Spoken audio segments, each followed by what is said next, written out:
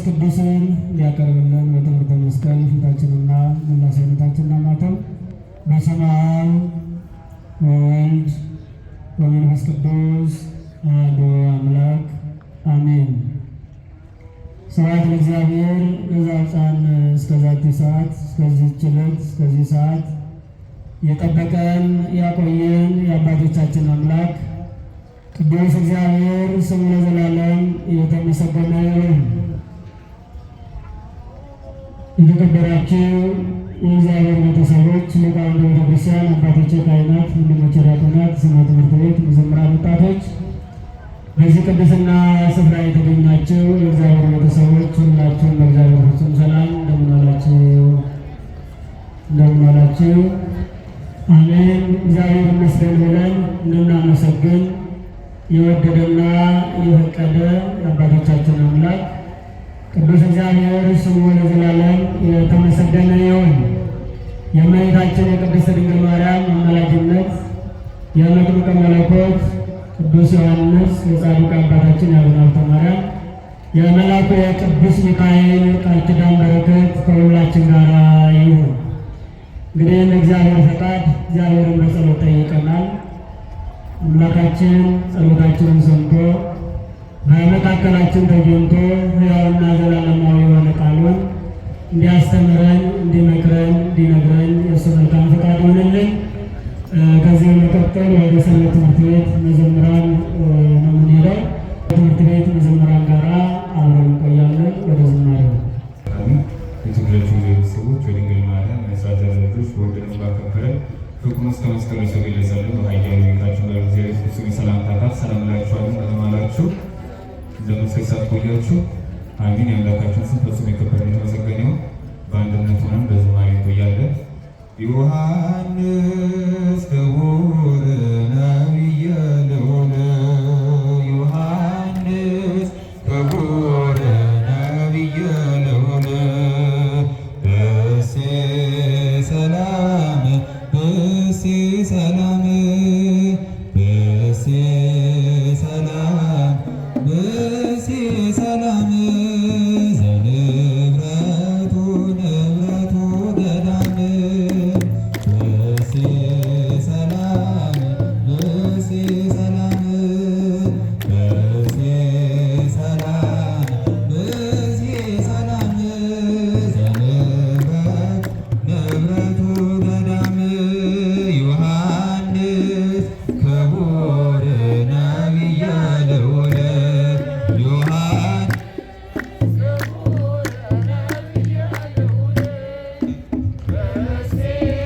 ሰላም በሴ ሰላም በሴ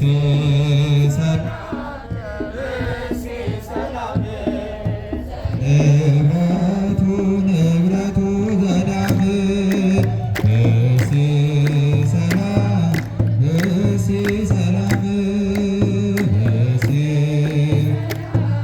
በሴ ሰላም ዘንብረት ንብረቱ ገዳም ዮሐንስ ክቡር ነቢየ ልዑል ዮሐንስ ክቡር ነቢየ ልዑል በሴ ሰላም በሴ ሰላም በሴ ሰላም በሴ ሰላም ዘንብረቱ ንብረቱ ገዳም በሴ ሰላም በሴ ሰላም በሴ ሰላም በሴ ሰላም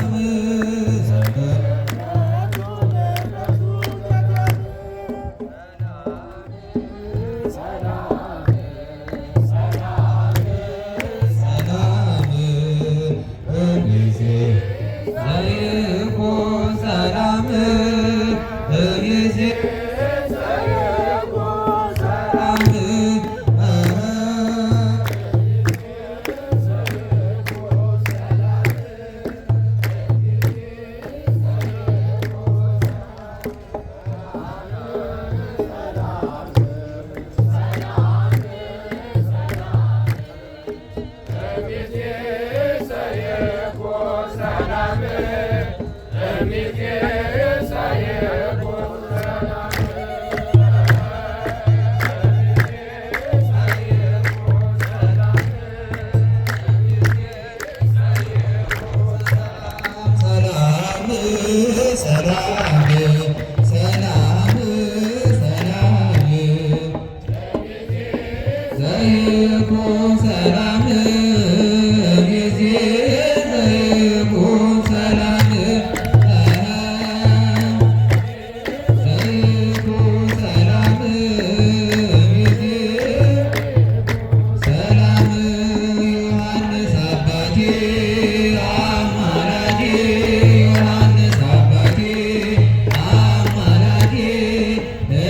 እንዳልቃጠል በሲኦል ነድጄ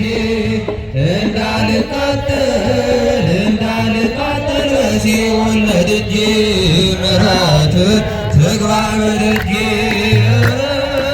እንዳልቃጠል በሲኦል ነድጄ እንዳልቃጠል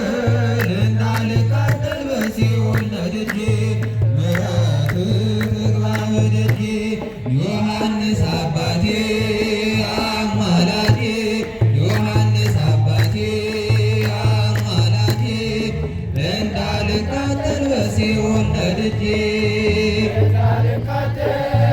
እንዳልቃጠል በሲኦል ነድጄ ምሕረት ትግባ በደጄ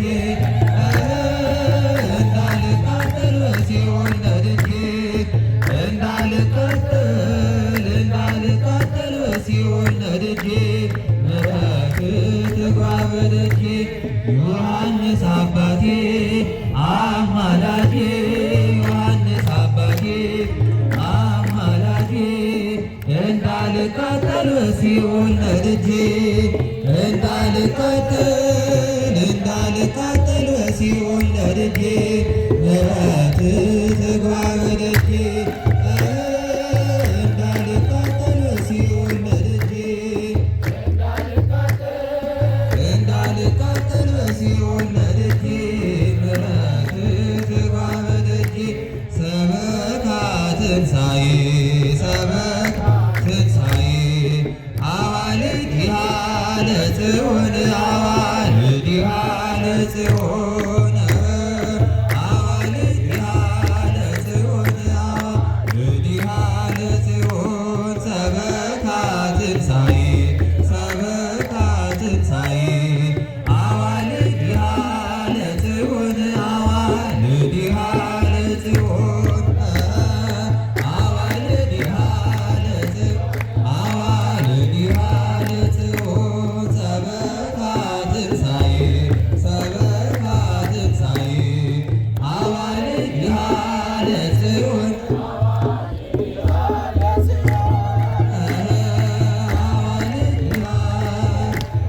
አዋልድሃ ለጽዮን በአገልግሎታችን ክበርልን በረከት በእኛ ይደርብን በአገልግሎታችን ክበርልን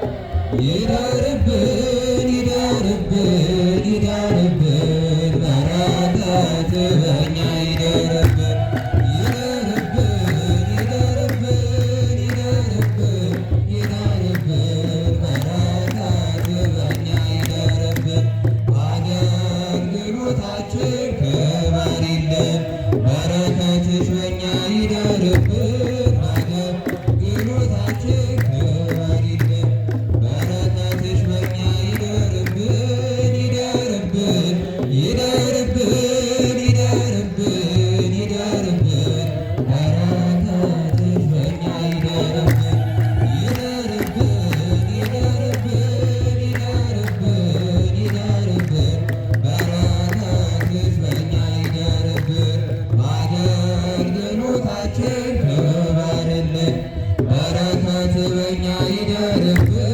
በአገልግሎታችን ክበርልን ይደርብን ይደርብን ይደርብን ይደርብን ይደርብን በረከት በእኛ ይደርብን ይደርብን ይደርብን ይደርብን ይደርብን በረከት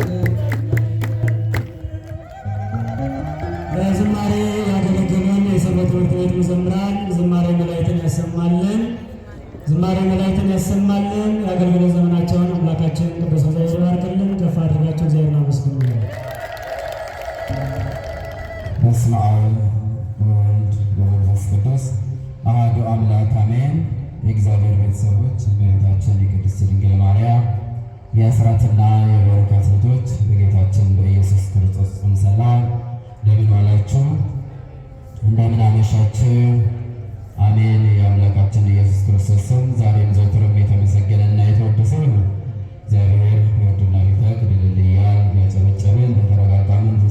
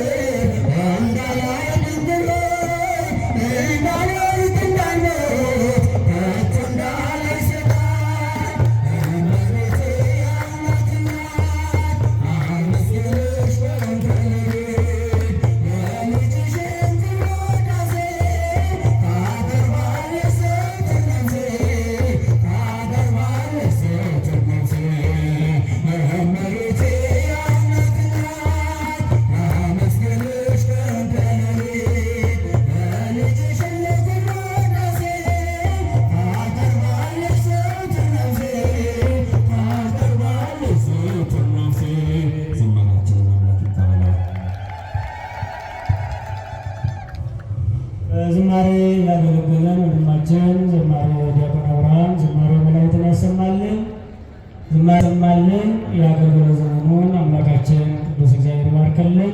ከፍ አድርጋችሁ እግዚአብሔርን አመስግኑልን። ስለዚህ ከዚህ በመቀጠል ወደ ዕለቱ ትምህርት ነው የምንሄደው።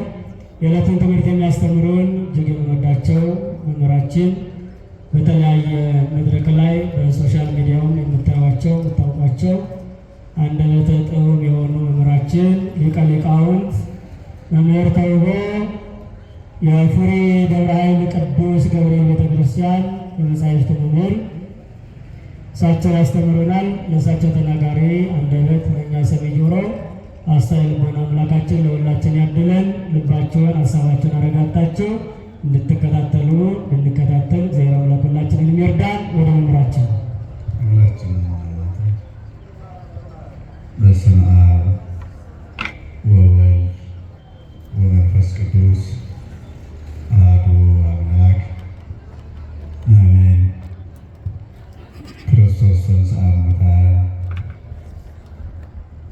እነዝማራችሁ ክርስቶስ ተንሥአ እሙታን አሰሮ ለሰይጣን ሰላም ኮነ ወእመኒ ሞትኩ ረቦ ሊተ በሞትም ዋጋለኝ። ክቡራን መምህራነ ወንጌል ዘማሪያን፣ በዚህ ምሽት እግዚአብሔር ዕድሜ ለንስሐ ሰጥቷችሁ ውሏችሁን ባርኮላችሁ በምሽቱም በምህረት አደባባይ እንድትሰበሰቡ በአባትነት ፍቅሩ ጠርቷችሁ መንፈሳዊ ጥሪና ክብራችሁ እግዚአብሔር ቤት የተሰባሰባችሁ ምዕመናን፣ በዙሪያው ያላችሁ በየዕድሜ ገደባችሁ ይህችን ዕለት እንድናይ በወደደ በፈቀደ በእርሱ በልዑል አምላካችን ፍጹም የሰላምታ ድምፅ ሰላም እላችኋለሁ። እንደምን ሰነበታችሁ? ትበቃላችሁ እኮ። እንደምን ሰነበታችሁ? እንደምን ዋላችሁ? የኃጢአታችንን ብዛት፣ የሰውነታችንን ክፋት፣ የልቦናችንንም ትዕቢት ተመልክቶ ያልከፈለን የምህረት ባለቤት የሰላም ንጉሥ የፍቅር አባት አካላዊ ቃል ኢየሱስ ክርስቶስ 33 ዓመት ከ3 ወር በዚህ ምድር ተንከራቶ በጥንተ ተፈጥሮ በአዲስ ተፈጥሮ የፈጠረን ሞታችንን ወደ ሕይወት ውርደታችንን ወደ ክብር መከራችንን ወደ ነፃነት የቀየረልን የለወጠልን እንደ ልቦናችን ትዕቢት እንደ ሰውነታችን ክፋት ተመልክቶ ያልከፈለን ጥላቻ፣ መለያየት፣ ክፋት፣ ርኩሰት፣ በደል የተሞላበት ሰውነታችንን ቂም በቀል ያረገዘ ልቦናችንን ሙሉ አካላችንን በብዙ ቦታ የባከነ አእምሯችንን ሰብስቦ ኃጢአት የለበሰ ሰውነታችንን በልብስ በነጠላ ሸፍኖ በደላችንን ጋርዶ እናመልከው ዘንድ በፊቱ ሰው አስመስሎ ያቆመን ለምህረትም የጠራን ደጃፉን የከፈተልን ዕድሜ ለንስሐ የሰጠን የአባቶቻችን አምላክ ቅዱስ እግዚአብሔር ክብር ምስጋና ለእሱ ይሁን። ቃልን ወልዳ ወላዲተ ቃል አምላክን ወልዳ ወላዲተ አምላክ ብርሃንን ወልዳ መብርሃን የተሰኘች እናታችን ቅድስት ድንግል ማርያም ዓለሙ ያልሰጠንን በልተነው እንድንድንበት መድኃኒት ክርስቶስን የሰጠችን እሷ ናትና ለእናታችንም ክብር ምስጋና ይግባት። ስለ ሁሉም እግዚአብሔርን አመስግኑት። ክብር ምስጋና ለመድኃኔዓለም ይሁን። የሰማዕቱ የመጥምቀ መለኮት የቅዱስ ዮሐንስ ረድኤት በረከት በዓለ ዕረፍቱን ዛሬ የምናከብርለት ሐዋርያው ቅዱስ ማርቆስ አማላጅነቱ ረድኤት በረከቱ በሁላችን ላይ ይደርብን። በሞት በርስቱ አይሰማችሁ? ይሰማል አይሰማም? ከተሰማችሁ እኔ የምለውን ትላላችሁ። በሞት በሉ። በሞት ዋጋ አለኝ። ድገሙት። ምን በለኝ? ምን በለኝ? ምን አለኝ? በሞታችን የምናተርፈው ዋጋ ብዙ ነውና ሞትን ሳንፈራውና ሳንጨነቀው በሞታችን የምናገኘውን ዋጋ ቀድመን አይተን ተመልክተን ለሞት ሳንጨናነቅ ተዘጋጅተን ራሳችንን በመከራ ውስጥም ብንሆን እንኳን ክብር እንደሚጠብቀን ከሞት በኋላ ደስታ፣ ከሞት በኋላ እረፍት፣ ከሞት በኋላ ትንሣኤ፣ ከሞት በኋላ መጽናናት፣ ከሞት በኋላ ክርስቶስን ማየት እንዳላለን በፍቅር በነፃነት የፍቅር ባለቤት ክርስቶስን ደጅ እንድንጸና መድኃኔዓለም ይርዳን። ቅዱስ ጳውሎስ ለፊልጵስዩስ ክርስቲያኖች በፊልጵስዩስ መልእክቱ ምዕራፍ 1 ቁጥር 20 ላይ እስከ ቁጥር 22 ያለውን ስትመለከቱ ያ በጌታ መከራ ከአሳዳጆቹ ከመከራ ምንጮቹ አንዱ የሆነው ዋላ አምላኩ ክርስቶስ ይሰከረ ቢጽ ውስተ ቀኖት በሊ ጳውሎስ እንደሚሰዋ በግ ታስሬ እየተጎተትኩ ለምን ትረግጠኛለህ? ዛሬ እኔን ረግጠህ የበተንካቸውን ምዕመናን ነገ ተረግጠህ ትመልሳቸዋለህ።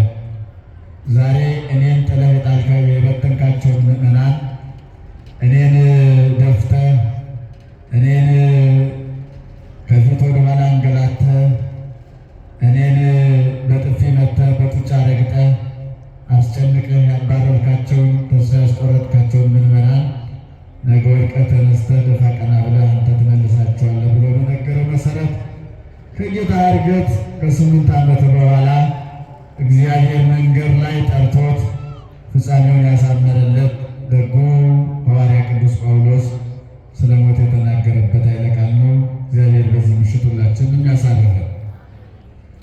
ቅዱስ ጳውሎስ ብሞት ዋጋ አለኝ ይላል። እንደሚታወቀው በምድር በሰማይ በዚህ ዓለም በዚያኛውም ዓለም በሥጋም በነፍስም ሞት አለ። ምን አለ አልኳችሁ? በምድርም በሰማይ በዚህኛውም ዓለም በዚያኛውም ዓለም በሥጋም በነፍስም ምን አለ አልኳችሁ? ሞት አለ። ሞቱ የለያይ እንጂ ሞት አለ።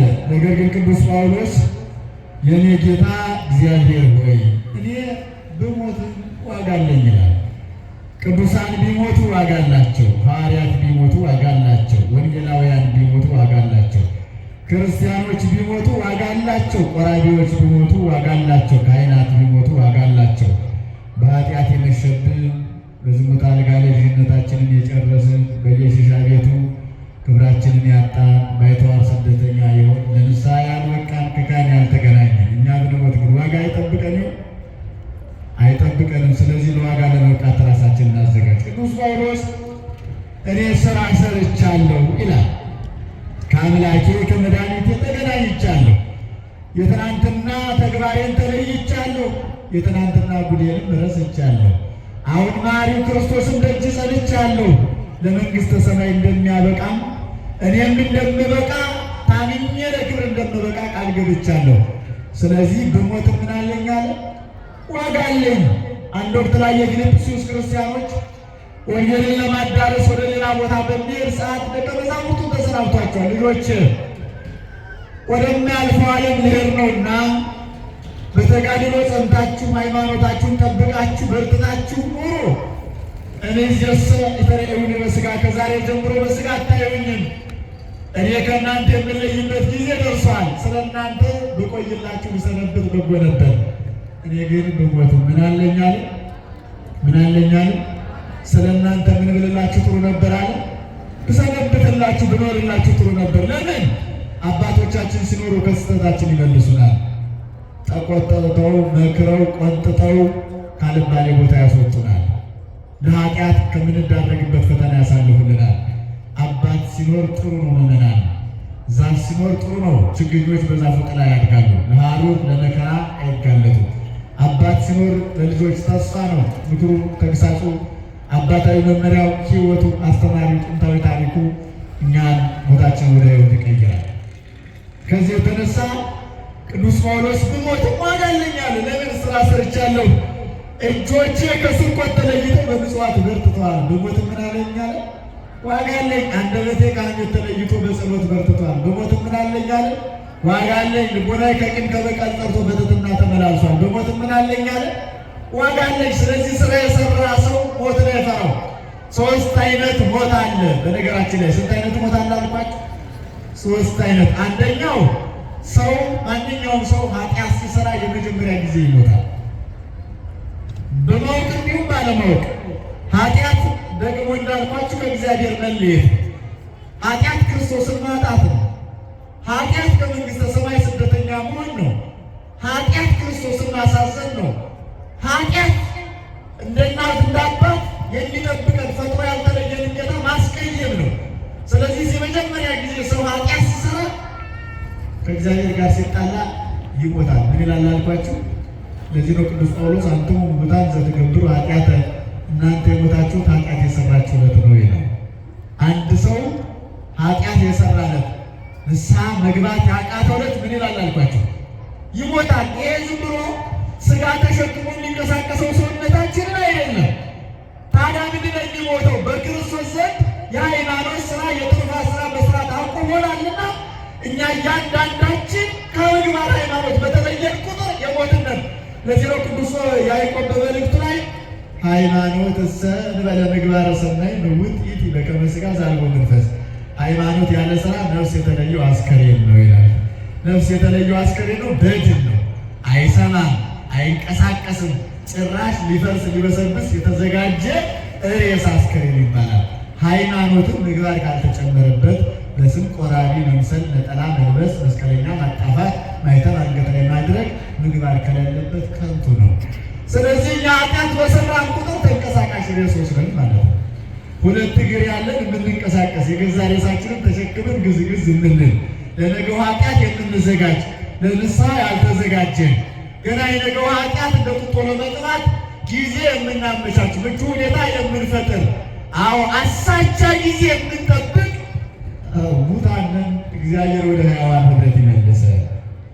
አገናቱ ንግግር የሻከረባችሁ እንዴ ነው ከፍታችሁ አሁን ከኛ መካከል ዛሬ ከጠዋት ጀምሮ እግዚአብሔርን ያላሳዘነ ሰው አለ ወይ? በውሸት ወይ በስርቆት ወይ በንግግር ወይ በልቦና በክፋት ሀሳብ ያላደረግነው ጊዜው ስላልተመቻቸልን ወይ ምቹ ሁኔታ ስላልገጠመን ሊሆን ይችላል እንጂ ክፉ ሳይመኝ ክፉ ሳያስብ ክፉ ሳይናገር ክፉ ሳያይ የዋለ ሰው አለ አለ?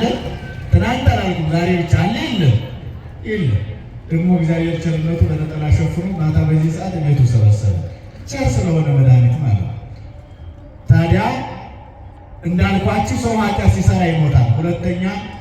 ሁለተኛ ነፍሱ ከስጋው ስትለይ ይሞታል። ሶስተኛ በጌታ ፊት ይቀርባል። ነፍስ ሁሉ ከስጋ እንደተለየች በሥላሴ ፊት ትቀርባለች። ደግ ነፍስ ከሆነች ቀርባ በፊት ለፊት ሆና ትሰግዳለች። ቀርበን ለመስገድ ያውቃል አይሻልም? ይመራል።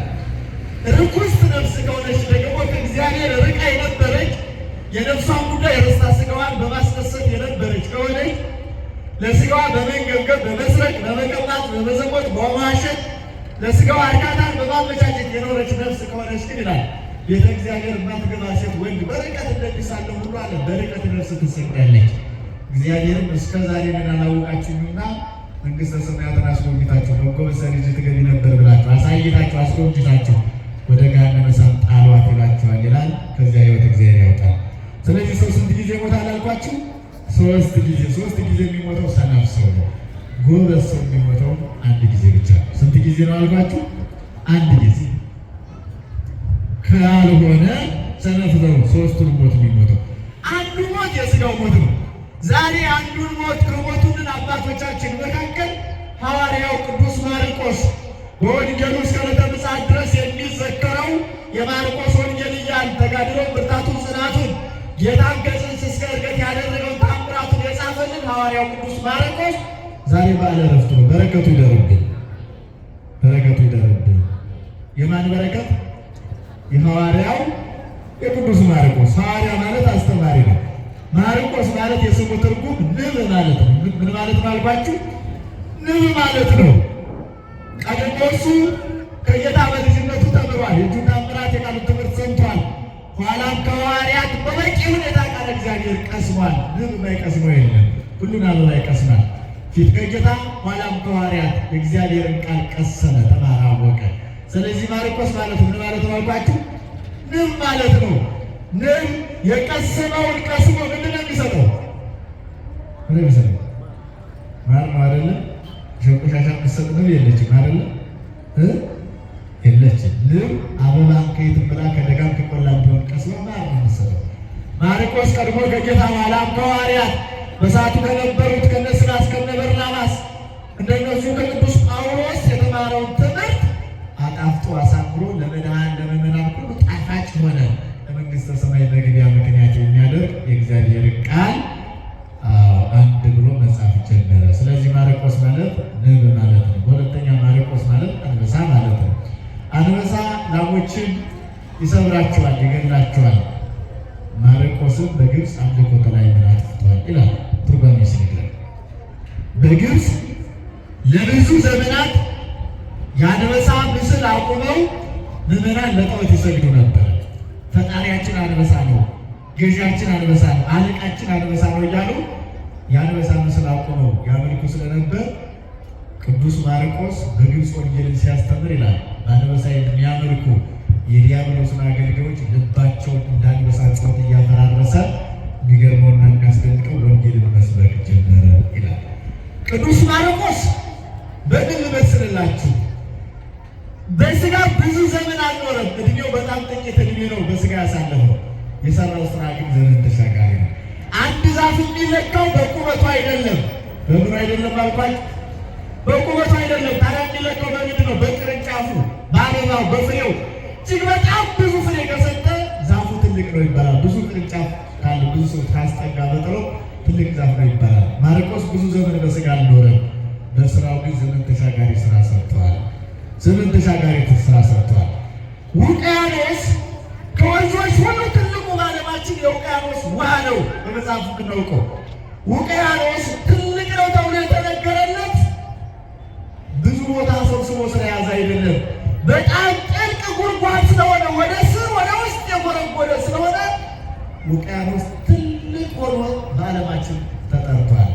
ቅዱስ ማርቆስ ይገርማችኋል፣ ዝቅ በማለቱ ዝቅ ብሎ ትልቅ ስራ ሰርቶ እስከ ዕለተ ምጽአት ድረስ የጌታ ምስክርነት መስክሮ ትውልዱን እንዲሻገርበት አድርጓል። ስለዚህ ከፍ ለማለት ምን ማለት አለብን? ዝቅ ማለት አለብን። እንደ ቅዱስ ማርቆስ መውረድ፣ ዝቅ ብሎ እግዚአብሔር ያከበራቸው ቅዱሳንን ማክበር፣ እግዚአብሔር የመረጣቸው ንጹሐንን ማክበር ያስፈልጋል። ስለዚህ ሐዋርያው ቅዱስ ጳውሎስ ሐዋርያው ቅዱስ ማርቆስ በብዙ ሕይወት ውስጥ ያደገ ነው።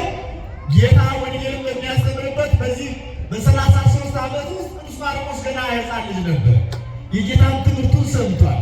የመድኃኔዓለም እጁን ታምራት ተመልክቷል። ምዕመናን እየሰማችሁ ነው? ግን እየሳስባችሁ ሰሙኝ አይመስለኝም። እየሰማችሁ ነው? ቅዱስ ማርቆስ የታደለ ነው። መድኃኔዓለምን በአካለ ሥጋ አግኝቶ ያየው፣ የተመለከተው፣ የሰማው፣ ያደነቀው ቁጭ ብሎ የቃሉን ትምህርት የሰማ ነው ቅዱስ ማርቆስ። ለማስተማር ግን እድሜው አይፈቅድለትም ነበር። ሕፃናቱ አሁን ይማራሉ። እኔ ሲማር አውቀዋለሁ ወይም ሲያስተምር አውቀዋለሁ ብሎ ለመመስከር ይችላል። ቅዱስ ማርቆስ ለማስተማር አልደረሰም እንጂ እድሜው ገና ስለነበር ከጌታ ይማር ነበር ይላል። እንኳን ከጌታ መማር ከጥሩ አባቶች መገናኘት እንኳን ችግር ነው አይደል? የጠመጠመ ሻሽ ለማየት እኮ የሚናፍቃቸው ሀገራችን ውስጥ ያሉ ብዙ ምዕመናን አሉ። ካህናት ታርደውባቸው፣ ቤተ መቅደሱ ተዘግቶባቸው፣ በባዶ ቤተ መቅደስ ካህናት ተው የካህን ሻሽ የካህን ጥምጥም ማየት ናፍቋቸው ያለፈ ያገድ ደግሞ ካህን ሻሽ የጠመጠመው ሌላውም የእምነቱ ያልሆነ ካህን በሆነልኝ በባረከኝ እጁ መስቀል በተባረኩበት በተሳለምኩት የሚሉ ብዙ ምዕመናን ናቸው። ስለዚህ ደግ አባት እንኳን ማየት መታደል እኮ ነው። ከዘረኝነት የጸዳ ከትዕቢት የተለየ ከዝሙት የተለየ ከስርቆት የተለየ ልቦናው ቂም በቀል የሌለበት እግዚአብሔር መፍራት የተሞላበት ደግ አባት ማየት እንኳን እኮ መታደል። ቅዱስ ማርቆስ ግን ጌታ ናየው። እሱን ለማየት ያብቃን እግዚአብሔር። መቼም በዓይነ ሥጋ አናየው። የትኛው ብቃታችን፣ የትኛው ንጽሕናችን፣ የትኛው ቅድስናችን? እግዚአብሔርን ማየት የሚቻለው በሥጋው በደሙ ነው። እግዚአብሔርን ማየት የሚቻለው በምጽዋት ነው። እግዚአብሔርን ማየት የሚቻለው በማስቀደስ ነው። እግዚአብሔርን ማየት የሚቻለው በካህናት ነው። እግዚአብሔርን ማየት የሚቻለው ሜዳ ላይ በረገፉት አባዬ ለልጄ ዳቦ ግዛልኝ እያሉ በሚያለቅሱት በእነሱ ነው ማየት የሚቻለው። ዝቅ ካልን እናያለን። ቅዱስ ማርቆስ ዝቅ ብሎ ትልቅ ስራ ሰራ። ማርቆስ ማርቆስ ማርቆስ የሚያስብል ወንጌል ጻፈ። ልብ በሉ ዛሬ ቅዱስ ማርቆስ በሕይወቱ ያየው በልጅነት ከጌታ እየተከተለ የተመለከተው የጌታን የእጁን ታምራት የቃሉን ትምህርት በደንብ አድርጎ ከልደቱ ጀምሮ ጻፈልን፣ ነገረን፣ አስተማረን። 16 ምዕራፍ ያለው ወንጌል ጻፈልን። ስለ ጌታ መጽሐፍ ምንኛ መታደል ነው! ስለ እግዚአብሔር መመስከር ምንኛ መመረጥ ነው! ታዲያ እንደዛ እያለ ፍቅሩ እየገባው ኖረ። ደግ ልጅ ነበረ ይላል። ደግ ልጅ ደግሞ ወደ እግዚአብሔሩ ናቸው የሚያውቃቸው እናቶች። ደግ ልጅ ያስፈልጋል። የማርቆስ እናት ማርያም ትባላለች። ደግ ሴት ነበረች። በጸሎት የበረታች፣ በትዳሯ የታመነች። በምኗ የታመነች ንገሩ እናቶች፣ በምኗ የታመነች? አሁን የኛ ትዳር እውነት መታመን የጎደለበት አይደለም። እውነት ጥርጥር የለበትም። ሆኖ ውሎ መግባታችን፣ ሰንብቶ መምጣታችን እውነት በእምነት የተሞላ ነው። ተቸግሮ ይሆናል የሚል ሀሳብ አለ። አብዛኞቻችን ትዳራችን የሚጠበቀው እኮ በክፉ ጎረቤት ነው። ዛሬ ምን አይነት ሰው ቤት ገባ? ሲወጣ አይተሻል፣ ስትገባ አይተሻል። ግማሹ ደግሞ በየሰዓቱ ስልክ በመደወል ስልክ በመጥራት መረጃ በማሰባሰብ የእኛ ዘመን ትዳር ያልፈረሰው የገንዘቡ የልጆቻችን የቤቱ ጉዳይ አሳስቦን የኪራይ ጉዳይ አሳስቦን እንጂ እውነት በትዳራችን መካከል ፍቅር አለ ይሆን? እግዚአብሔር የሚያው የሚመለከተው በጎ ትዳር ይሆናል? ማርያም በትዳሯ ክብር ነበራት፣ መታመን ነበራት። በጎ ልጅ ማርቆስን እግዚአብሔር ሰጣት። ከበጎነቷ የተነሳ ጌታ የራት ግብዣ ያደረገው በእሷ ቤት ነው። የራት ግብዣ ያደረገው ወንጌል ያስተማረው በእሷ ቤት ነው። ያ ብቻ አይደለም፣ የምትኖርበት ቤት ለቤተ ክርስቲያን ተሰጥቶ የወንጌል ማገልገያ የሆነ ቤተ ክርስቲያን በቤቷ ያሰራች፣ ቤቷን ለቤተ ክርስቲያን አሳልፋ የሰጠች የማርቆስ እናት ቅድስት ማርያም ናት። አያችሁ ፍቅሩ ሲገባ ጌታን በአካል ቤቷን ቁጭ አድርጋ ያስተናገደች ማርያም ናት። ደግ ልጅ ነበራት። ክርስቶስ ያሻሸው የዳበሰው የባረከው ክርስቶስን እግሮቹን የዳበሰው ማርቆስ የሚባል ደግ ልጅ ወልዳ ነበር። ባለትዳሮች ደግ ስትሆኑ እግዚአብሔር ደግ ልጅ ይሰጣችኋል። በጎ ስትሆኑ በጎ ሕይወት ይሰጣችኋል። በገንዘብ ላትደሰቱ ትችላላችሁ፣ ግን እርካታ አላችሁ። በሚሊዮን የሚቆጠር ገንዘብ ካላችሁ በላይ በሚሊዮን የማይገዛ ደስታ እናንተ ጋር አለ። ምዕመናን ብዙ ስለምታገኙት ነገር እንዳትደሰቱ። ዛሬ 100 ሺህ ሊመጣላችሁ 100 ሺህ ቀዳዳ ነው ይዞ የሚመጣው። ነገር ግን እግዚአብሔር ሲባርከን በጎ ልጅ ይሰጠናል። መረዳዳትን፣ መተጋገዝን፣ መተሳሰብን፣ መፈቃቀርን እግዚአብሔር ያድላል። ዛሬ ጎረቤት የጠላው ልጅ ስንት አይነት ልጅ ነው ያለው? ጎረቤት የተጸየፈው ስንት አይነት ልጅ ነው ያለው? ሃይማኖት በዋጭ፣ ትውልድ በጥባጭ፣ አገር አናዋጭ፣ ክፉ መርዶኛ ያሰበው ሁሉ ኃጢአት የሚሆንበት ስንት አይነት ልጅ ነው ያለው? የማርያም ልጇ ቅዱስ ማርቆስ ወንጌላዊ ነበር። በየጥቂቱ እየታዘዘ አደገ። በቅንነት በበጎነት አደገ። ከዚያ በኋላ የክርስቶስ ፍቅር እየገባው በምናኔ ሕይወት በርናባስና ቅዱስ ጳውሎስን እነ ሲላስን ተከትሎ ወንጌል ለማገልገል በወጣትነት ዘመኑ ሄደ። 16 ዓመት ቅዱስ ማርቆስ ወንጌል መስበክ ጀመረ። አሁን የ16 ዓመት ልጅ ምን ደረጃ ላይ ነው ያለው? አሁን የ20 ዓመት ወጣት ምን ደረጃ ላይ ነው ያለው? እስኪ ራሳችሁን ፈትሹ።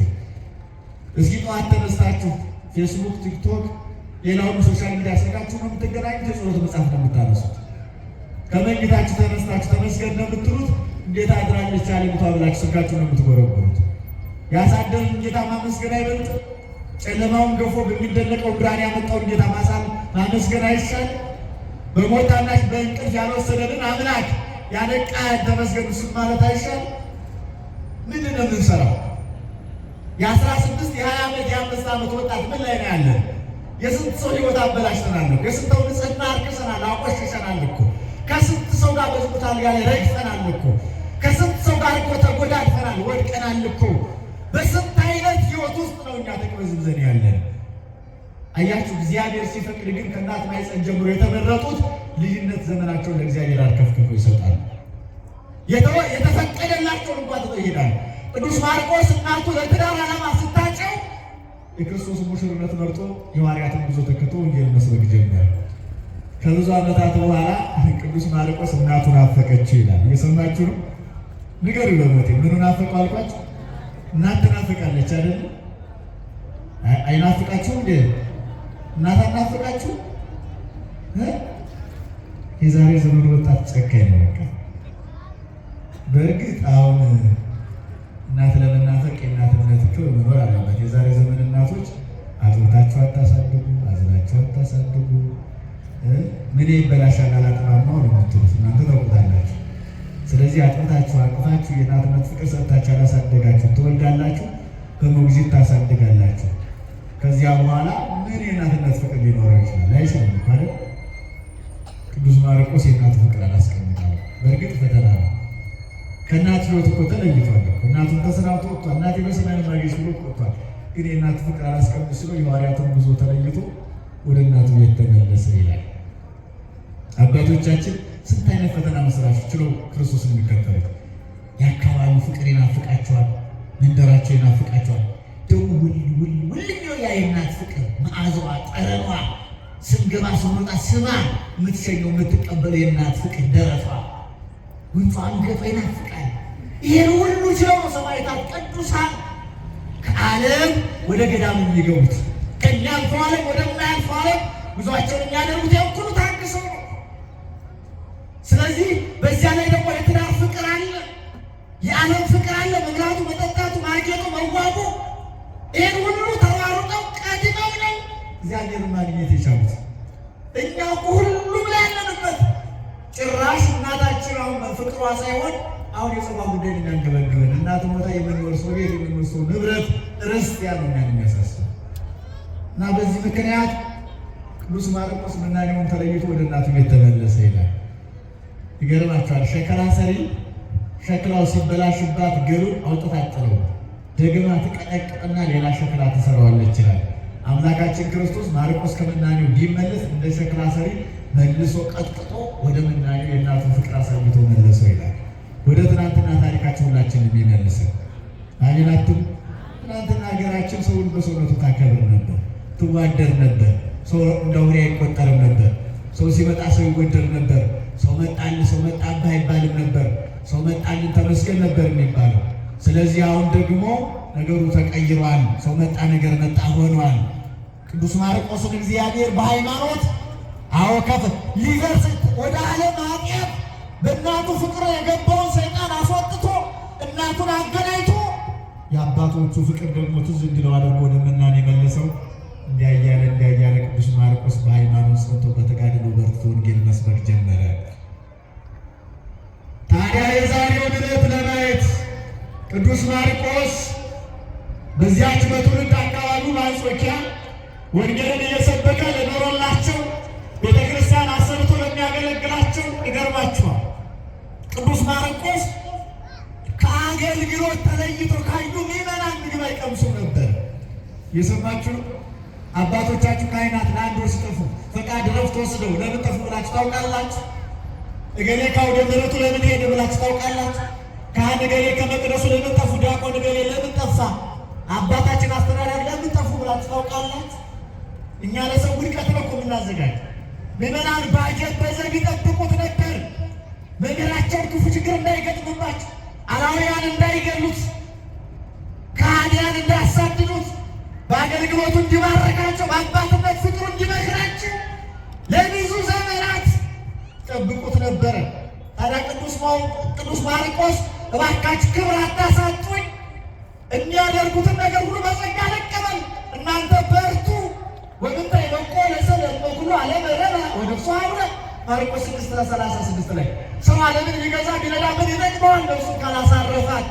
ስለዚህ ልጆቼ ከዓለም ጣጣ ተለይታችሁ በወንጌል ጸንታችሁ ኑሩ እያለ አብዛኛውን ጊዜ ለወንጌል ይዘው ሰጠ። ያስተምር ይመክር ነበር።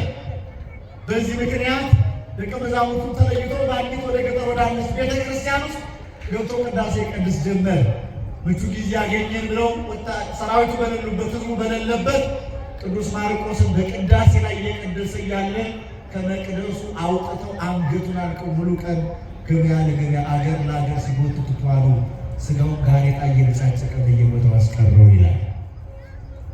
ወዳጆቼ ይቺ ተዋሕዶ ኦርቶዶክስ ቤተክርስቲያን ዝም ብሎ እንደኛ አይነቱ ካባ ለባሽ ዛሬ እንደዚህ ካባ ለብሰን እንደምንናገረው አይደለም። በመከራ ውስጥ ለዚህ ክብር የበቃች ቤተክርስቲያን ናት። ሕይወታቸውን ገብረው ይገርማቸዋል። ሻማ ለራሱ እየቀለጠ ለሰው ይበራል። ሰማዕታት ለራሳቸው እየቀለጡ የእኛን ሕይወት አብርተዋል። ለራሳቸው እየሞቱ እኛን ሕያው አድርገዋል። እነሱ ተርበው እኛ ለዘላለም በልተን ጠጥተን በረድኤት በክብር በአካባቢያችን በመንደራችን እንድንኖር አድርገዋል። እዚህ ነው ቅዱስ ዮሐንስ አፈወርቅ በተግሳጹ ላይ ሰማዕት ማለት የዛፍ ስር ነው ይላል። የምን ስር አልኳችሁ? የዛፍ ስር። ስር የሌለው ዛፍ አለ? የለም አይደል? ስር ያለው ዛፍ ከላይ ቅርንጫፍ ጫፍ ይኖረዋል። ከዚያስ በኋላ ምን ይሆናል? ያፈራል፣ ያብባል፣ ፍሬውን ይሰጣል። ይገርማችኋል። ሰማዕታት፣ ቅዱሳን ሐዋርያት ለእኛ ስሮቻችን ናቸው። እኛ ቅርንጫፎች ነን። በእነሱ መሰረት ላይ ነው የቆምነው። መቆሚያችን እነሱ ናቸው። ያለ እነሱ አልጸናንም። ሁለተኛ አሁን እንዲቀጥልና በትርጓሜው ሰማዕታት፣ ሐዋርያት፣ ጻድቃን አባቶቻችን ቅዱሳን በአጠቃላይ ሲገልጽ እነሱ ማለት ይልና ሽቱ ማለት ናቸው ይላል። ምን ማለት ናቸው አልኳችሁ? ሽቱ ክፉን መዓዛ ወደ በጎ ምን ይላል? ይቀይራል። ሰማዕታትም ክፉን የመከራ ዘመን አሳልፈው በእምነት አጽንቶ በተጋድሎ በርትተው ለእኛ በጎ መዓዛ ለሥጋው ደሙ ደመቅ አድርገውናል። ሶስተኛ የውሃ ምንጭ ማለት ናቸው። የውሃ ምን ማለት ናቸው አልኳቸው? ምንጮች ናቸው። ምኖች? ሰማዕታት፣ ቅዱሳን ሐዋርያት። ምንጭ ከአንድ ቦታ ነው የሚፈልቀው። እውነቱ ሸ እውነቱ ሸ እነሱ ናቸው። እዚህ ሰባተኛ ፎቅ ላይ ያላችሁ ጓዳችሁ ምንጭ አለ እንዴ? በተለይ ቆየኔም እዚሁ አካባቢ ስለሆንኩ በቅርብ ነው አይደል ውሃ የመጣው። ታዲያ ምንጭ ካለ ለምን እኛ ጋር እስከ ዛሬ አልነበረም? የለም አይደለ? ዞሮ ዞሮ ግን የትኛውም አካባቢ የየጓዳው የየግሉ ምንጭ የለውም ማለት የየግሉ ቧንቧ ቆጣሪ ሊኖረው ይችላል። ገንዘብ ያለ የሌለውም የለውም። ግን የክርስቶስ ምንጭ አንድ ነው። በቧንቧ በቦይ በዕቃ ውሃ እየተወሰደ ለብዙዎቹ ያረሰርሳል፣ ትኩሳት ያወርዳል፣ ባጥሞን ያረጋል፣ ይመልሳል። የዛፍ ምንጩ ግን ስንት ነው አልኳችሁ? አንድ ነው። ለምሳሌ አዲስ አበባ የሚያጠጣው አንድ ወይ ሁለት ነው። ወደ ቃሊቲ ደግሞ ወደ ፈረንሳይ ብቻ የሆነ ቦታ አንድ ሁለት ምንጭ ወይ ሶስት ምንጭ ሊኖር የሁሉ ህዝብ ሳይጠጣ ያድራል። ምንጩ ስንት ነው አልኳችሁ? አንድ ነው። መገኘው በብዙ ቦታ ይዳረሳል። ተወስዶ ጣሪያ ላይ ፎቅ ላይ ይወጣል። ሰማዕታት መከራ የተቀበሉት አንድ ቦታ ነው። ዛሬ ግን በየትኛውም ቦታ ስማቸውን እንጠራለን። ፈጥነው ምን ይሉልናል? ይደርሱልናል። አመስግኑላቸው ለሰማዕታት። ማርቆስ አንድ ቦታ ነው ሰማዕትነትን የተቀበለው፣ መከራ የተቀበለው። በዚህ ቦታ ዛሬ ማርቆስ ምንድነው ይሰማናል? 6 ኪሎ ማርቆስ ምንድነው ይሰማናል? በቤታችን ቆመን አምላከ ማርቆስ ምንድነው ይሰማናል? ወደ አምላኩ ያማልደናል፣ ያቀርበናል፣ ያስታርቀናል። ስለዚህ ሰማዕታት ክብሮቻችን ናቸው። ሙሉ ቀን አንገቱ ላይ ገመድ አስረው ሲጎትቱት ዋሉ፣ ሲያሰቃዩት ዋሉ፣ ሲያስጨንቁት ዋሉ። አልሞተም። በማግስቱ በሁለተኛው ቀን ብዙ ሲጎትቱት ዋሉ። ስጋው በየሜዳው ረግፎ አጥንቱ በየቦታው ሾላልኮ የሚገተትበት አንገት ከትከሻው ብቻ በላይ ቀረ። በየቦታው ተቆርጦ ስጋው አለቀ ይላል። ለማን? ለክርስቶስ። ስለዚህ ነው ቅዱስ ጳውሎስ ተማሪነ ማመን ክብረ ምስለው በመከራ ከመሰል በክብር እንመስላለን። እየሰማችሁ ግን ምዕመናን ሰማዕታትን አንድ ሲገልጻቸው መድኃኒት ማለት ነው እና ሄሊክ ሲተረጉም ይላል ለመድኃኒት ዘር ብሔር የለውም ይላል። ምን የለውም አልኳቸው? ለመድኃኒት ዘር አለው እንዴ? ንገሩ። እዚህ አካባቢ የሚሸጠው ፋርማሲ ውስጥ ያለው መድኃኒት ዘር ይጠይቃል? ለትግሬዎቹ ይሄኛው ነው፣ ለጉራጌዎቹ የሀዲያዎቹ፣ አማራዎቹ እዚህ ጋር ነው፣ የአማራው አልደረሰም፣ ኦሮሞ አልደረሰም ይላል አይልም አይደለም። ከዚያስ በኋላ ስንጦስ አንተ እኮ ኦሮሞ ስለሆንክ አላዳንኩም ይለናል። ከማታ ስለሆንክ አላዳንኩም ይላል አይልም። ስለዚህ መድኃኒት ምን የለውም? ዘር የለውም። ሰማዕታትም ዘር የላቸው፣ ነገድ የላቸው፣ ወንዝ የላቸው፣ ጎሳ የላቸው፣ የከለር ልዩነት የላቸው። እንኳን ለምናምነው ለማያምኑትም ሰማዕታት ዋጋ ከፍለዋል። ለሁላችን ራሳቸውን አቅልጠው እንደ ሻማ ነደው፣ ለእኛ ግን ብርሃን ሆነዋል።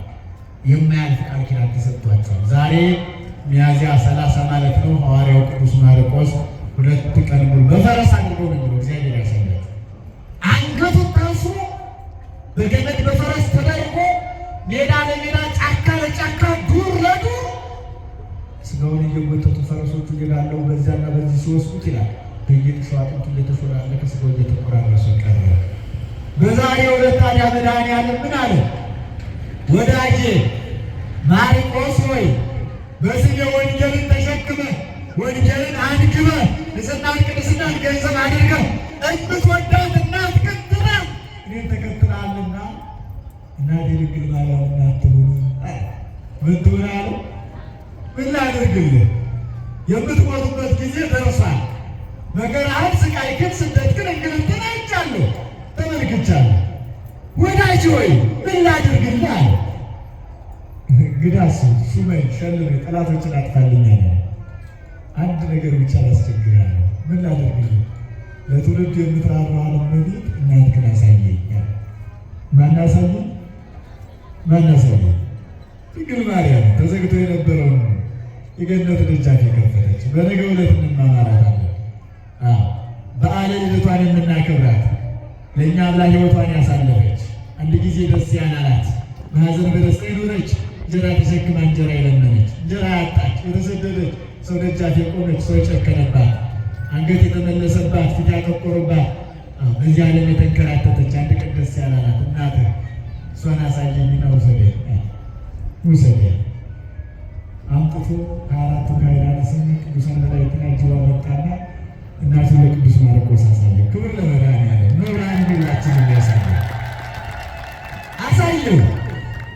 ከዚያ በኋላ እመቤታችን አቅፋ ሳመችው። መከራህን ስለ ልጄ የተቀበልከውን መከራ አይቻለሁ። ለልጄ ልንገርልህ ምን ያደርግ ትፈልጋለህ? ቅዱስ ማርቆስ ምን አለ? በስሜ የተማጸኑትን ቀዝቃዛ ውሃ የሰጡትን የኔን ቃል የሰሙትን ለመንግሥተ ሰማያት ያብቃል። ጌታ ስናለው አነኒ ሁሉ ሞገስ በቅድመ መላእክት በመላእክት ፊት ሞገስ እሰጣቸዋለሁ። ወይረክቡ ባይረሳት የሰውን ደጃፍ አላስረግጥብህም፣ የዚያ ክፉ ፊት አላሳይብህም። ስለዚህ ነፍስ ከሥጋ ትለያለች። ድንግል ማርያም አድርገው መድኃኒዓለም ክብር ተነሱ ከማርቆስ ሥጋ ለይቶ በክብር አሳረገለት። ክብር ለመድኃኒዓለም። ስለዚህ በዛሬው ዕለት እንደ ሰማዕቱ እንደ ቅዱስ መጥምቀ መለኮት እንደ ቅዱስ ዮሐንስ አምላኩ ክርስቶስ ጋር እየተነጋገረ የአምላኩን ክብር ልዕልናውን ጌትነቱን ጽፎ ወደ ሰማይ ያረገበት ሰማዕትነትን የተቀበለበት ነፍሱ ከሥጋው ተለይታ የወጣችበት ዕለት ነው። አባ ጊዮርጊስ ዘጋስጫ በመጽሐፈ ምስጢር ላይ እንዲህ ይላል። አዎ ፍቅር ያገብረን ለጀረጅ ነው ለቅዱሳን ፍቅር አለ። ስለ ቅዱሳን እንድናገር ያስገድደኛል። መከራቸው፣ ስቃያቸው፣ ሕይወታቸው ከመትሎ ሐዋርያተ ክርስቶስ የክርስቶስ አገልጋዮች ናቸውና እነሱን እከተላቸው ዘንድ ፍቅር ስለ እነሱ መሰክር ዘንድ ያስገድደናል። ፍቅር ስላስገደደ ስለ ቅዱሳን ዛሬ ስንመሰክር አመሸን። ማን ይመስገን? ስለዚህ ቅዱስ ጳውሎስ ብሞትም ምን አለኝ አለ? ዋጋ አለኝ፣ ክብር አለኝ አለ። ክርስቲያኖች ጋር ብንሞት ዋጋ አለን። ፈርሰን በስብሰን አንቀር፣ ምስጥ በልቶን አንቀር። ይሄ የበሰበሰው ሰውነት እኮ ይነሳል። መቃብር ላይ አፈር የሚነፈሱበት አካል እኮ ኋላ አካል ገፎ ይነሳል። በትንሣኤ ዘጉባኤ ለክብር እንቆማለን። ያን ጊዜ በቀኝ እንቆማለን። ደስተኞች ነን። ከእኛ የሚጠበቃል ንስሐ መግባት፣ ቂም በቀላችንን ማጽዳት፣ ማራቅ፣ የተቸገረን መርዳት፣ የተራበን ማብላት፣ ማጠጣት፣ የተጨነቀን ማገዝ፣ ቂም በቀልን መተው፣ የሰረቁትን መመለስ፣ አዎ በምጽዋት እጅን ማጽናት፣ ከሐሜት መውጣት፣ ከትዕቢት መውጣት፣ መለየት፣ መሐሪ ክርስቶስን ማረኝ ማለት እያንዳንዳችን ይጠበቃል። ክርስቲያኖች በዚህ ትንሣኤ ውስጥ ስንት የሞተ ነፍስ ይኖራል እኮ። በዝሙት የሞተ በስርቆት የሞተ ጌታ በተነሳበት ዕለት ሰውነቱን የገደለ ነፍሱን የገደለ ስንት ሰው ይኖራል? ስንት ሰው ወደቀ መነሳት ያልቻለ። ትንሣኤ ማለት መነሳት ነው። ከኃጢአት መለየት፣ አይምሮን ማዘጋጀት፣ በቃኝ ማለት፣ ከዚህ በኋላ ወደ ኃጢአት አልመለስም ማለት። በጣም ብዙ ሰው የትንሣኤ ዕለት በግ የበላ ምሳፋ ሲሆን የሚበላ ዛሬም የሚበላ ትኖራላችሁ፣ እንኖራለን። በጉ ክርስቶስ እንድንነሳን ብለው እንዲሁ ነው የቀረ። ለእኛ የተሰዋው የታረደውበት መብላት መጠጣት ይኖርብናል። ስለዚህ በቻልነው መጠን ሞትን አንፍራ። ቅዱስ ጳውሎስ ብሞትም ዋጋ አለኝ ይላል። ምን አለኝ አልኳቸው? ምን አለኝ? ሞት ያስፈራል አያስፈራል? ያስፈራል አያስፈራል? ነው ጉራማ ያደረጋቸው። ያስፈራል አያስፈራል? እዚህ ሞት ማፈሩ ሰዎች እጃቸው ናቸው። ደግሞ ክርስቲያን ይህ ሞት ደግሞ ለሞት እጃቸው ናቸው። ሞት ማፈሩ እሺ ሞት የምትፈሩ ጥሩ ነው። ሁሉም ሞት ይፈራል። ሞት ይፈራል። እግዚአብሔር ምስክሬ ነው። ሞት አለው የሚለውን ሰው ሞት ድንገት የሚመጣበት ሞት ይላል። ይሄ ደግሞ በመጽሐፍ የሆነ ሞት አስጨናቂ ነው። እንደ ሞት አስጨናቂ የለም። ሞታችንን ካመን ደግሞ ንስሐ እንግባ። የጥበብ ሰው ሶሎሞን በመጽሐፈ ሲራክ 14:12 ላይ ወተዘከር ከመ ይጎነዲ ሞት ወዳጅ ሆይ ሰው ነህና ሞትን አትርሳው፣ ሞት እንደማይቀር አስብ ይላል። ሞት እንደማይቀር አስብ። ዮሐንስ አፈወርቅ ደግሞ ሞት ልብስ ነው ይላል። ሞት ምንድን ነው አልኳችሁ? ልብስ ያለበሰ አለ ከእኛ መካከል። ሌሊት ስትወጡ እንደው ቸኩላችሁ ልብሳችሁን ረስታችሁ ታውቃላችሁ? ልብሱን ረስቶ የሚወጣ ሰው አለ? የለም አይደለ? ሞት ልብስ ነው። ሰው ልብሱን ረስቶ እንደሚወጣ ሞት እናንተን አይረሳም። እዚህ ውስጥ አሁን 1000 ሰው ይኖር 1000 መልአክ ሞት አለ ከእኛ ጋር አብሮ ከልብሳችን ጋር። ሞት ጥላ ነው። ጥላውን ይለያል። አሁን ስትቆሙ ይቆመጣል፣ በተቀመጣችሁበት ተቀምጧል። ይሄ ጥላውን ይወዝጋል። ሞት እንደዛ ነው የሚለይበት ጊዜ ነው። ስለዚህ በቻልነው መጠን በሞት ዋጋ እንደሌለን ስራ ሰርተን ሞት ሳንፈራ ሰው እኮ ሞት መፍራት የለም። ምንድን ነው? ወደ ጌታ አይደል? ወደ አምላካችን አይደል? ወደ ፈጣሪያችን አይደል? ወደ ንጉሳችን አይደል? ወደ እሱ ሲሄድ እንዴት ይፈራል? ሰው ወደ ቤቱ ሲሄድ ይፈራል እንዴ? ሰው ወደ ዘመዶቹ ሲሄድ ይፈራል? ወደ ተክለ ሃይማኖት፣ ወደ ዮሐንስ፣ ወደ ሌሎቹ ቅዱሳን እየሄድበት እንፈራለን? አንፈራው። ስለዚህ አንፍራው። የመጨረሻው መልእክት አንድ ሞትን የሚፈራ ሰው ነበር።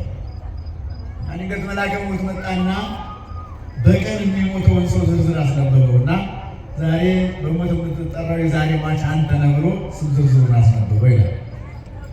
ማነው እሱ? ንገረኝ ይላችሁ እናቶች ሄደው ሶስት ለኩሰዋል። ግማሾቹ ምግብ ያበስላሉ፣ ግማሾቹ ወንዶቹ መጥተው ይሆን አልገቡ ይሆን ታሽተሽ ነው ይሆን፣ ግማሾቹ ደግሞ እንደዚሁ ወንዶቹም እንደዚያ የዋላችሁበት አውርዶ ፈትፈተው ልቀቀው እያላችሁ ሊሆን ይችላል። እዚሁ ነው። ማነው አልኳችሁ? መልአከ ሞት። ቅዱስ ኤፍሬም ሶርያዊ ሰው መከር ነው ይላል። መከር እኩሉ ይዘራል፣ እኩሉ ይበቅላል፣ እኩሉ ያድጋል፣ እኩሉ ይበረዝራል፣ እኩሉ ያብባል፣ እኩሉ ያፈራል፣ እኩሉ ይጎመራል፣ እኩሉ ይታጨዳል፣ እኩሉ ይወቃል፣ እኩሉ ወደ ጎተራ፣ እኩሉ ወደ ወፍጮ ቤት፣ እኩሉ ወደ ቡሃቃ ወደ ቡሆ፣ እኩሉ ደግሞ ወደ እንጀራ ወዳሽ ይባላል። አሁን በዚህ ሰዓት የሚዘራ አዝመራ ይኖራል። ደግሞ እንበላለን አይደል? የደረሰም አለ የሚታጨድ ነው። ሰው እንደዛ ነው ያለ። እኩሉ ተጽንሶ ያድራል፣ እኩሉ ሞቶ ያድራል፣ እኩሉ ተወልዶ ያድራል፣ እኩሉ አድጎ ያድራል። አሁን ዛሬ ብዙ ሰው ተወልዶ ያድራል፣ ብዙ ሰው ደግሞ ሞቶ ቀባሪ ያጣ ብዙ ሰው አለ። ዛሬ ብዙ ሰው አድጎ ያድራል፣ ብዙ ሰው ደግሞ ታሞ ያድራል። ሰው እንደዛ ነው እና ሞትን ይፈራ ነበርና መልአከ ሞት ከሚሞቱት ሕዝብ መካከል አሳየው ተራ ቁጥር እሱ ሆነ እና እንግዲህ መልአከ ሞት አገለገለው፣ ታዘዘው ይላል። ለዚህ ሰው የበላው አጠጣው፣ አስተናገደው፣ ምን አለው እና መልአከ ሞት በዛው በተቀመጠበት አንቀላፋ። ያ ሞትን የሚፈራው ሰውዬ እጁ ላይ ያለችውን ደብዳቤ ቀስ ብሎ አሽንኮ ሲያይ ኢየሱስን ዘዝራለች። ከዛ በኋላ ምን አደረገ ሰውዬው? ከላይ ያለ የእሱን ስም መካሻ ከበደ የሚለውን ተረኛውን የራሱን ስም ድልስ ጥፍት አደረገና ከግርጌ ወርዶ ስሙን ግርጌ ጣፈ። አሁን ይሄ ሞትን የሚፈራው ሰውዬ ብልጠት እየሰራ ነው አይደለም? ያ ማለት ምን ማለት ነው? ከላይ ያለው የሁሉ ሰው እስከሚሞት እኔ ጥቂት ጊዜ ምን እላለሁ እሰነብታለሁ። አሁን ሞቱን እኮ እርግጠኛ ነው፣ ሞቱን እርግጠኛ ነው። ግን ጥቂት እንኳን ለመሰንበት ምን አለ ግርጌ ወርዶ ዛፍ። ሰው እንደዚህ ሞትን ይፈራል። ሊቀ ነቢያት ሙሴ እኮ 7 ዓመት ሞት እንዳለ ያውቃል። መቼ ነው የምሞተው ብሎ ጌታን ጠየቀ። መሞት ስለማይቀር ተዘጋጅ አለ። ተዘጋጅ አለ። አይ ሞቴ ንገረኝ መቼ ነው? ቀኑ ዓርብ ቀን ነው የምትሞተው። ብዙ ዓርብ አለ ግን መቼ እንደሆነ አይታወቅም። ዓርብ ቀን ትሞታለህ። 40 ሲገነዝ 7 ዓመት ነው። በወር ስንት ዓርብ አለ? 4 ዓርብ አለ። የዓመቱ ዓርብ አለ 7 ዓመት ዓርብ። የሙሴ ልጆች በጠዋት ተነስተው ሰገድ ያለቅሳሉ። አባይ የትኛ ዛሬ ዓርብ ነው። ትብትብ ግንዝ አድርጎ አፍንጫው ወጥቶ አይኖቹን ጠቅልሎ ሙሴ ቁልጭ ብሎ ሙሴ ጠብቅ ይላል። የለም ማታ ቁልጭ ፍትቃራ ልጆች የለም ዛሬ አለው ይላል። ፍቱ ይላል። ማታ ይፈታል ይጠብቃል። የለም ከዚያ በኋላ ሞት እንግዲህ ጠበቁት አልመጣም ብሎ በ7 ዓመቱ ሞትን ዘንግቶ ደብረ ሲና ድንገት መልአከ ሞት ተገለጸና ሰላም ለከ ሙሴ ወለእንበረም የእንበረም ቢያሰማው ከቁሙ እንደ ቅጠል ረገፈ። የሰማይኩ ድምፅን ሰምቼ አላውቅም። ወይሬኩ ግርማከ እንደ ቅጠል የሚያረግፍ እንደ አይነት የሚያስደነግጥ ድምፅም ሰምቼ ግርማ አይቼ አላውቅም። ማን ሲለው 7 ዓመት ተገንዘህ የጠበቀኝ መልአከ ሞት ነኝ። ሊቀ ነቢያት ሙሴ ምን እንዳለ ታውቃላችሁ? እኔ ነፍሴን ከሥጋዬ ለይተህ ይዘህና ብሎ በላከ በሕያው እግዚአብሔር ስም አውግዣለሁ እንዳትነካኛል። የሰማችሁ 7 ዓመት ተገንዞ እንዳትነኛል እንዳትነካ። ለምን ሞት አስጨናቂ ስለሆነ አሁን ይሄ ወጣት ሲሞት እናቶች ሊቀበር ይላል ማውቅ መቃብሩ ላይ በሩ እንግዲህ ላይ ይልብላችሁ ገፋ ልታረጉት እዛው አራውጡ ያውጡ እሱማ ሞት አለ ግን ብላደርጋል ምን ጠቅማለሁ ምንም ሞት ቀላል ነው። ሙሴ 3 ቀን ብቻ አስተኛለው 3 ቀን ሰጥቶ ልጆች የሚሰናበት ብሎ ልጆች የሚሰናበታቸው በወጣውበት አልቀር ነው ያለው። እቤት ሄደው ልጆቹ ብሱ ሰሱ ምን እንዳለ ታውቃላችሁ? ያ የጠበቁት ሞት መጥቷልና ሞት እንዲቀርልኝ ለምኑልኝ ነው ያላቸው። መሰናበታቸው ለምኑልኝ ሞት አስጨናቂ ነው። ይሄ ሰውዬ ከላይ አውርዶ ወደ ስሙን ግርግም ናለ ጻፈ። ታዲያ መልአከ ሞት ብልን ሲል ሰውዬው አለ አንተ ሰው ደግ ሰው ነህ፣ ታዘዝከኝ፣ አገለገልከኝ በጣም እስካሁን እንዳንተ ሞት ሆኜ ሞት ላይ ብያቸው የታዘዙ ሰዎች አሉ። በድንጋጤ ነው የምወስዳቸው። አንተ ግን ደግ ሰው ነህ፣ ስለ ትሕትና ስለ ደግነትህ አለ። ተረኛው ከላይ ያለው አንተ ነበርክ። አሁን ግን አንተን ለመርዳት ስል ከስር አውርጄ የምጠራው ከስር ልጠራ ነው አለ። ከስር ያለው የማን ስም ነው? የማን ስም ነው? ስለዚህ አሁን ሞትን ሮጦ ማምለጥ ይቻላል? በብልጠት ማምለጥ ይቻላል? ተዘጋጀን አልተዘጋጀን፣ ወጣት የለም ሽማግሌ የለም፣ ሴት የለም ወንድ የለም፣ ጤነኛ የለም ታማሚ የለም፣ ተዘጋጀ የለም አልተዘጋጀ የለም። ሞት እንደሚመጣ መቼ እንደሚመጣ እናውቃለን። አሁን አምሽተናል፣ ነገ ደግሞ አላችን እርግጠኞች ነው አይደለንም። ስለዚህ ምንድነው ማድረግ ያለብን? ሞት በየትኛውም ቢሆን አናመልጠው። ግማሹ በመኪና አደጋ ይሞታል፣ ግማሹ ታሞ ይሞታል፣ ግማሹ በሰው ተገድሎ ይሞታል፣ ግማሹ ደግሞ ብዙ በውሃ ተንታኝ ይሞታል። የሰው አሟሟታችን መጠሪያችን በጣም ብዙ ነው። ስለዚህ እያንዳንዳችን በሞቱ ምን አለ ብለን እንዘጋጅ። ዋጋ አለኝ ከክርስቶስ ልጅ አስቀድሻለሁ፣ ወንጌል ሰምቻለሁ፣ ንስሐ ገብቻለሁ፣ ቆርቤያለሁ፣ ከክርስቶስ ጋር ተገናኝቻለሁ፣ እንከንሰጸና ለሕይወት የሕይወት አክሊል እጠብቃለሁ ብሎ በሞቱም ዋጋ አለኝ ብሎ ለሞት ተዘጋጅቶ ራስን አዘጋጅቶ ሞት ሳይፈሩ ሳይጨነቁ በነፃነት ሞትን ደፍሮ እንድንሞት ባለቤቱ ይርዳል። የማርቆስ በረከት ይደርብን ይቆያል።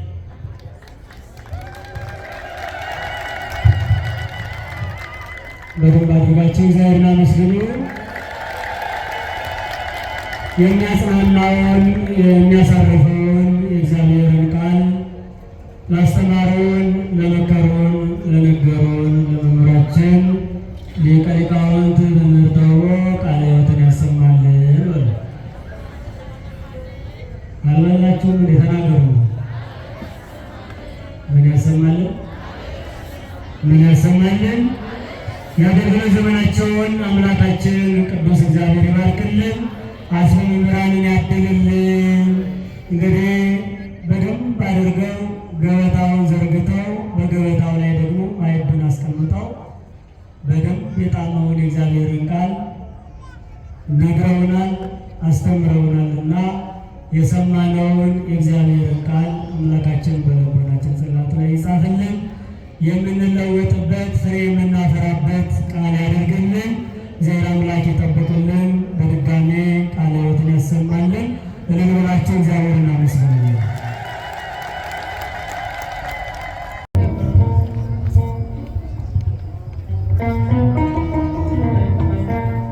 በድጋሚ እንደምንቆያቸው አሜን። የአምላካችን ስም ዛሬም ዘወትርም የተመሰገነና የተወደሰ ይሁን። እያልን እያጨበጨብን እናመሰግናለን።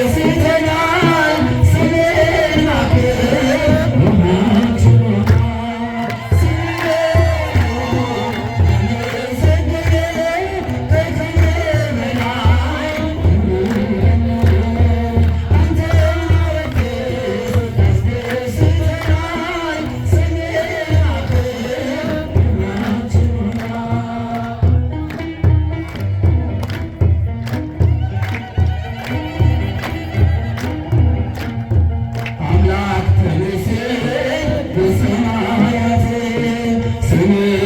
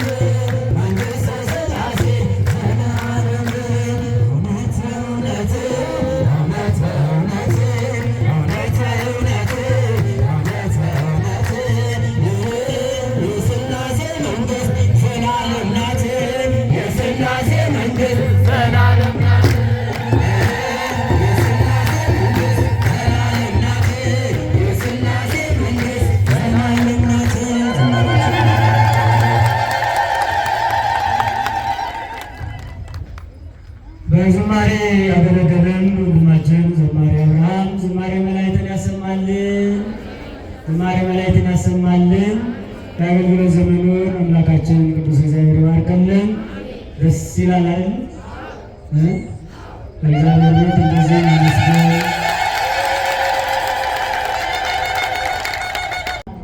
ካበረታን፣ ቃሉን ከመገበን፣ ምሽታችንን ከባረከ፣ ጤናውን ከሰጠን፣ ሰላሙን ከሰጠን፣ ሌሊቱን ደግሞ በሰላም እንዲያሳድረን የሰላም ሌሊት አድርግልን ብለን እግዚአብሔርን አመስግነን እንሄዳለንና በደንብ አድርጋችሁ የሰበሰበን ቅዱስ ዮሐንስን አመስግኑ። እናታችን ቅዱስ እግዚአብሔር የተማርነውን የወንጌል ቃል የዘመርነውንም የዝማሬ ምስጋና መድኃኔዓለም ክርስቶስ ተቀብሎ ለኃጢአት መደምሰሻ ለዲያብሎስ ድል መንሻ ለገነት ለመንግሥተ ሰማያት መውረሻ ያደርግልን። በፍቅር በአንድነት የምንኖርበት ጉባኤ ያደርግልን። በቤተ ክርስቲያን የማንርቅበት፣ በቤተ ክርስቲያን ተሰብስበን የምናገለግልበት፣ የምንኖርበት፣ የምንባረክበት አገልግሎት ያደርግልን። እግዚአብሔር አምላካችን የሰላም ሌት ያደርግልን። ወደ አባቶቻችን ጸሎት። ስብሐት ለእግዚአብሔር ለዘአጽአነ እስከዛቲ ሰዓት ለዚህ ሰዓት ለዚህ ችለት ያደረሰን የሰበሰበን ቅዱሳን አባቶቻችን አምላክ የእኛም አምላክ የእግዚአብሔር ስሙ የተመሰገነ ይሁን። ያስተማረን የመከረን በቃሉ ያጽናናን የአባቶቻችን አምላክ ስሙ የተመሰገነ ይሁን። እንዲሁም የእግዚአብሔርን ቃል ላስተላለፉልን ለመገቡን ያስተማሩን ለመምህራችን ቃልዎትን ያሰማልን፣ ቃልዎትን ያሰማልን። እግዚአብሔር አምላክ ቀሪ ዘመናቸውን ይባርክልን፣ ይቀድስልን። እንዲሁም በዝማሬ ያገለግሉን ወንድማችንም በእሳቸውም ቃልዎትን ያሰማልን።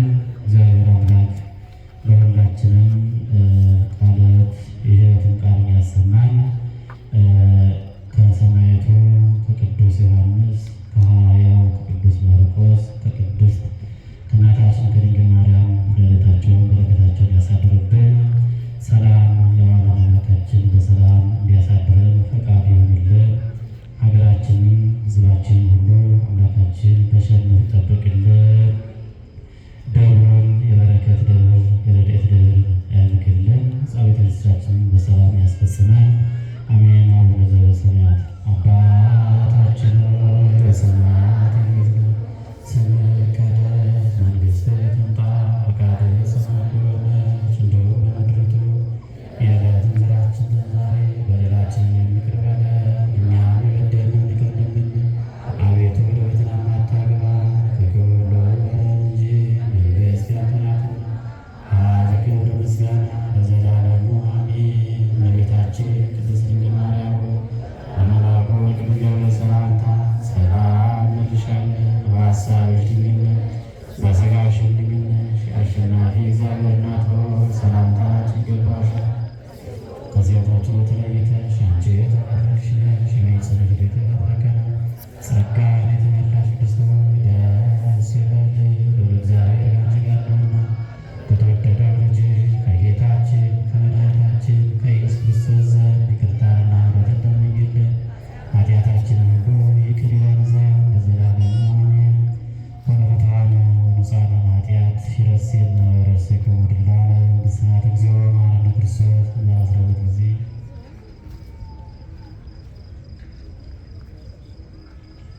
ስለ እናቱ ስለ ድንግል ማርያም ብሎ ይቅርልን፣ ከሚመጣ ሁሉ ይጠብቀን። በእንተ ማርያም መሐረነ ክርስቶስ።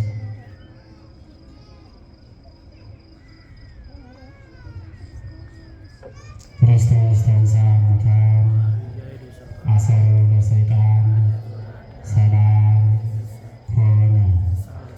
ወቶ ካፌ ንስሐ ወስለ ኃጢአት ስለ ኃጢአቴ ወኃጢአተ ኩሉ ሕዝብ ንስሐን የምትቀበል ኃጢአት ይቅር የምትል የኔንም